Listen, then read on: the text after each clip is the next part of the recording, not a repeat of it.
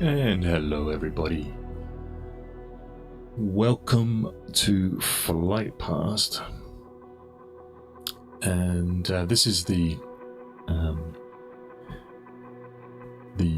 history podcast streaming, call it what you will, channel where we fly aircraft such as this beautiful Huey here around the planet, looking at historical events from the air and seeing if we can get an insight into those events from the topography and the distance and things like that. So hopefully you've been following along and you're aware of what we do on this channel. I'll just jump in the Huey now and get stable, and then we're going to fly along the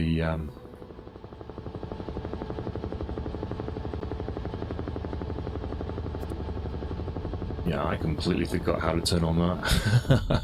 Let's do that again. Okay, we're here now. Let's turn that off and then we'll reset it. Okay, so yeah, we're here in the Huey. That's one crash so far for the stream. If you remember, if you have been following along, and I'm big thank you to those who have subscribed. It's a new channel, so we're just sort of finding our feet at the moment. Last week we talked about this beach here, and this beach is Omaha Beach, and we've done quite an extensive talk around this particular part of D-Day. We're going to be heading down the coast now to Gold Beach, and I thought what I'd do is I'd start here because we'll get a sense of the distance between the two beaches. So one of the objectives of the east flank of Omaha, which was down here at Fox Red, was to move east, and then the 47th Commando Royal Marines, they would be landing at Item sector on Gold Beach, which is the furthest west, and their objective was to take Arromanches pretty quickly, move on to the port on Bassin, and then link up with the Americans and link the beaches in that way.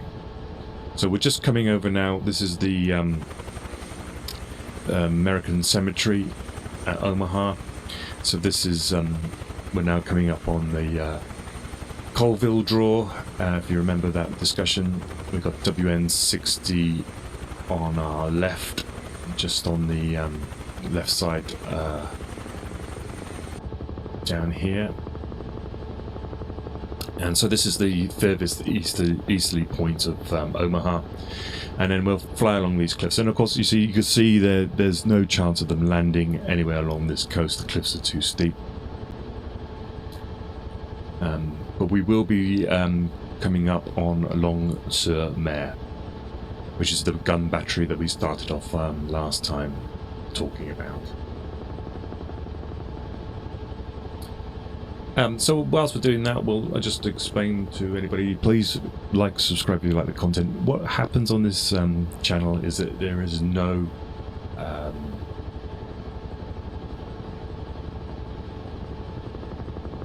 there's no editing going on this. It's me flying live, chatting, using my notes and books and things like that to lead a discussion about these events. Right on the nose here now is Port en Bassin,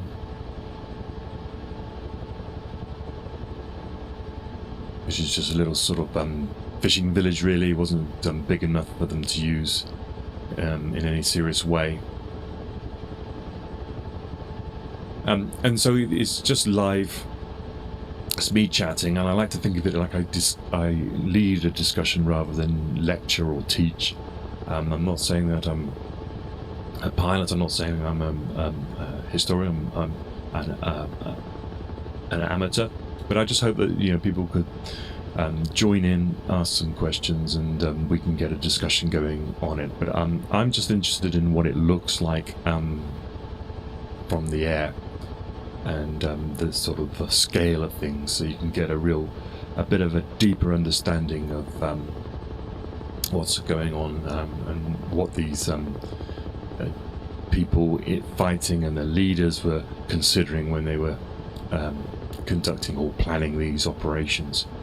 Just below us here, passing over now, that where the white dot is, that's the Long-sur-Mer battery, which we'll talk about in due course.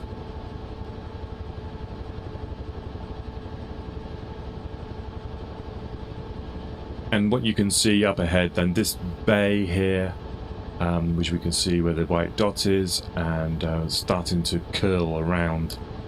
This is the gold sector. The next bay along in the distance there is Juno. So what I thought we'd do today is we'll just get familiar, like we did with Omaha. We'll fly up and down, and we'll just try to get a little bit familiar with the territory that we're talking about.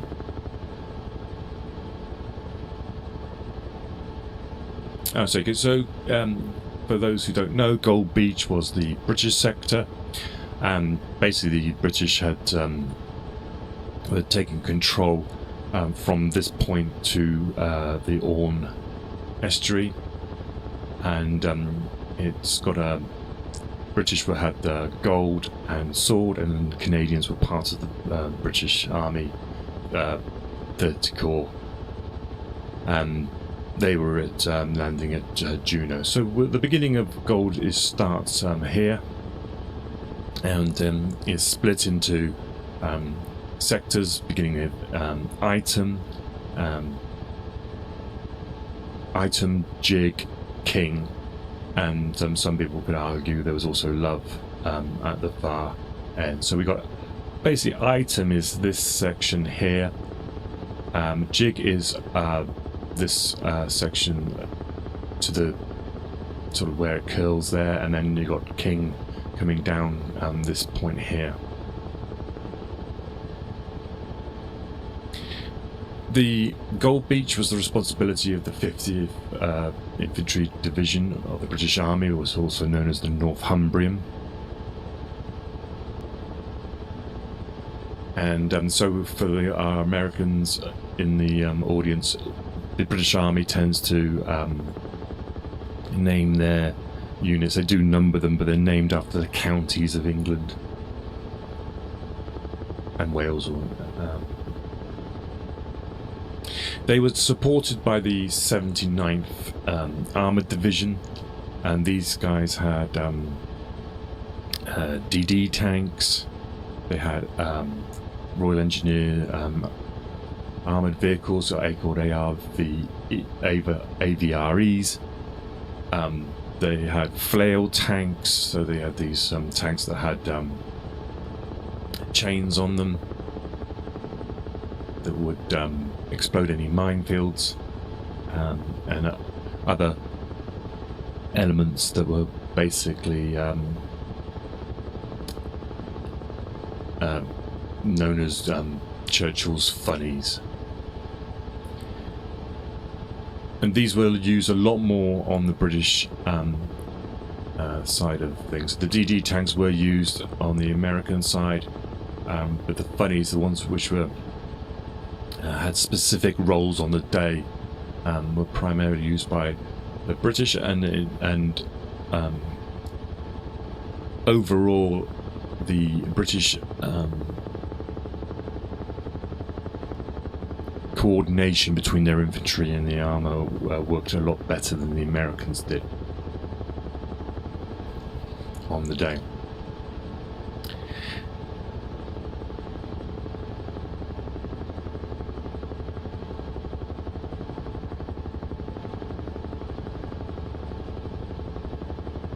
So let's try and find the edge here of the section.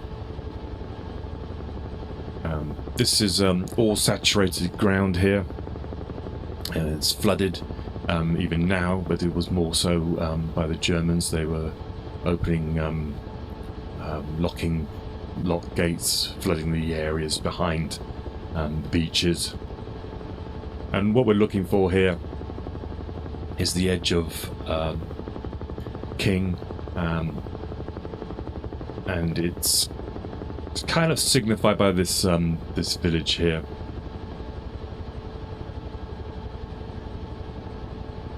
And we basically now at the edge of King, the King Red section. And there is some love here, between here, and then we can see down there the beginning of Juno. So we're at, this is the edge of King Red, and then from here to basically where you see the first beginnings of the curvature of the beach is where King Green is.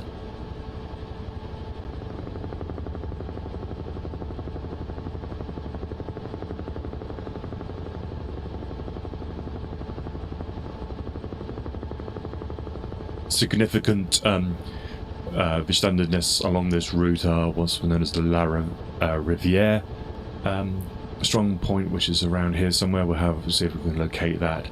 And a very key one was one which was called Le Hamel. I did a recon yesterday on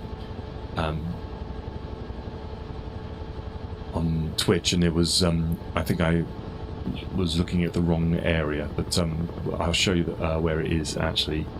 And so from this point here we now get into Jig, and we're into the Jig Red sector,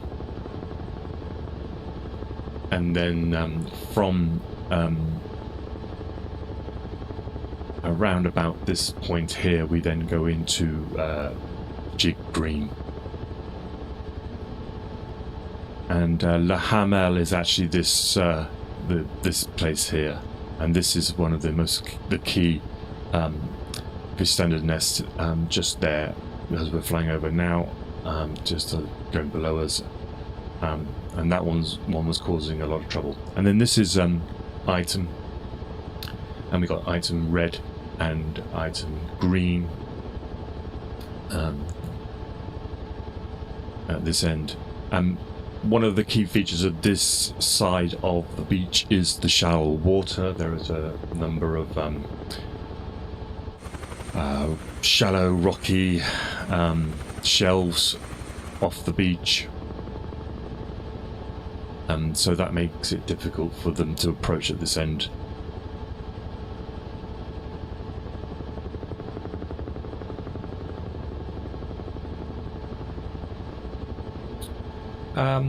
Okay, let's continue to just fly around and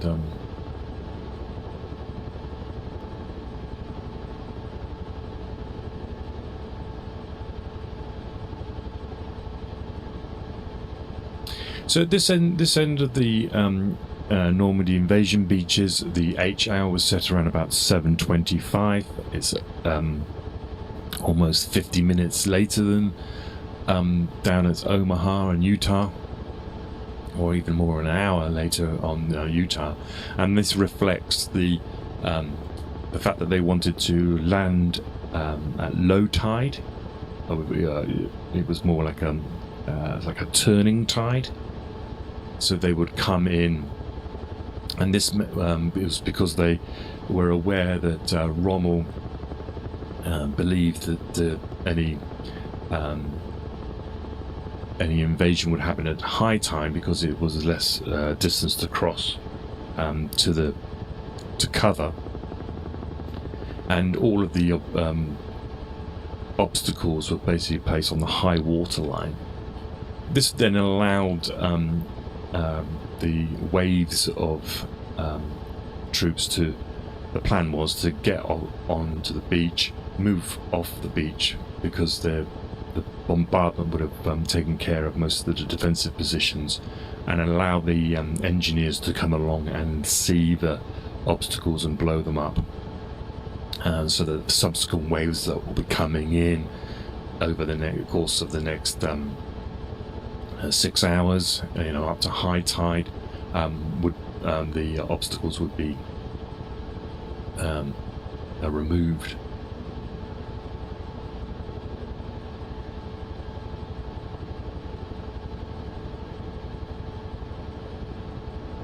Okay, we're getting down here to we're getting down to Juno here, so let's just turn around here.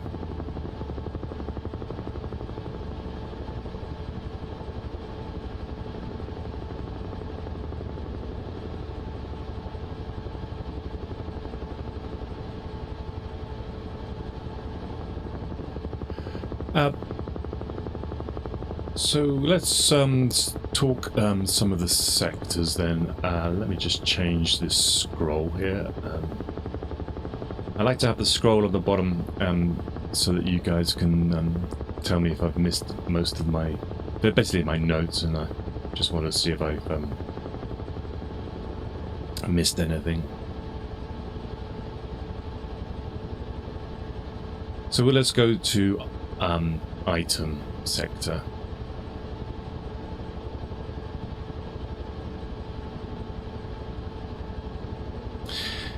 So, item sector is the furthest west, and it was assigned to the Royal Marines, the number 47 Commando, who were attached to the 50th Division for the landing.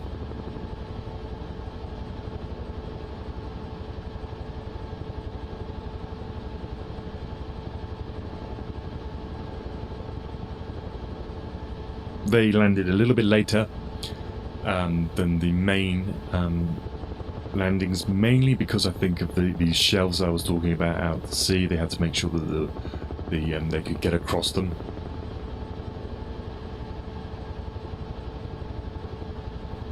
And they were really not technically used as an initial assault force. The Royal Marines were more like we might have briefly talked about when over at the British airborne sector at the Orne. They would get off the beach quickly and push on to other objectives. So they came in here. This is item below us. They were coming in around about 9:30 by some accounts, but sort of reasonably later than the main force, and they were basically to push this way, immediately heading towards Arromanches and attacking Arromanches from behind. And we can see down below us here was a couple of Vishtan nests that protected the rear of Arromanches, which is below us to our right. And so that was one of the early objectives of 47 Commando, and then they were then to push down this road towards Port-en-Besson, and they mainly achieve this. They don't quite get to Port-en-Besson. They actually come behind it, but their main D-Day objectives are secured. Okay, let's go left and come back again.